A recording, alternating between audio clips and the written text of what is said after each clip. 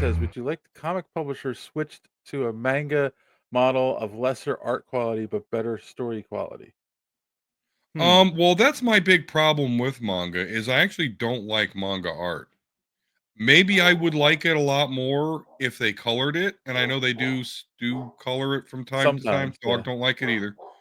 Okay, and and I know this is a Japanese versus English thing, but I can't do the whole fucking right to left reading. I like to do the left to right. Um, and they flip back. So, but everything else about manga, how everything is cohesive, Yeah. the story is good. If they would at least just color it, I would like it a lot better. Yeah, I don't disagree with that aspect. I do think though, like, I don't know.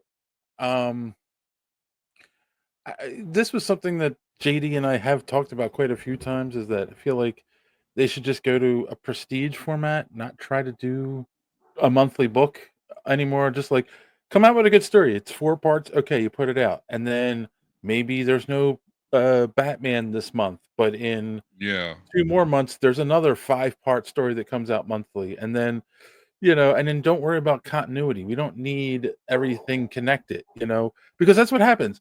They do come out with a good story like The Killing Joke, which was meant to be an out of continuity story that yeah, was um, written to be the quote unquote last Joker story. It was never meant to be part of continuity, but then all of a sudden Barbara Gordon was crippled in the Batman books, and becomes Oracle. And sure, you got some good stories out of that, but it was never like they're so worried to like say, oh, you know what? Don't worry about continuity at this point. Um, I think people feel trapped. Like they talk about the barrier of entry for the movies, the barrier of entry for the comics is yeah, 10 times worse. So, yeah. It's very hard to hit the ground running when you're like, hey, I want to get into comic books. Like, where do I start? yeah. You but don't get me wrong, I made a whole video about that on my old YouTube channel. The internet is your friend, all that. But I think in order for anyone really to truly enjoy comic books anymore, just like you're saying, just let go of the continuity. Like, Yeah. if you don't understand what's going on in the comic you're reading, like, I mean, at least in today's world we live, we got the internet, we can catch up fairly quickly. Mhm. So, but just jump in, enjoy the story. Mentioning omnibuses here, yeah, that's kind of Yeah. my favorite way to collect comics at this point. I I actually have an omnibus of the original Superman comics. So Yeah, yeah. Um yeah, cuz like I'll never be able to own those books anyway, but they reprinted yeah. I think like the first 25 issues in an omnibus. So, yeah. But as far as the manga model, the one thing that we got to be careful of, though, like, and this will never happen, so I guess we don't really have to worry about it. But with a manga series, it retains its author. The author dies, Yes. so does the story.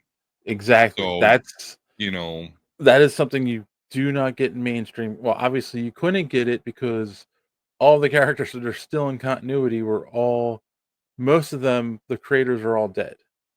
yeah, There's very few creators that are still alive writing their own books. I mean, you get what Todd McFarlane with Spawn, and he doesn't even write it all yeah, the time anymore. right. And um, what's the one? The guy with the fin, the green Savage monster, Dragon. Savage Dragon. Yeah, like they might be the only two books that are still in continuity that are written or at least overlooked by the original creators.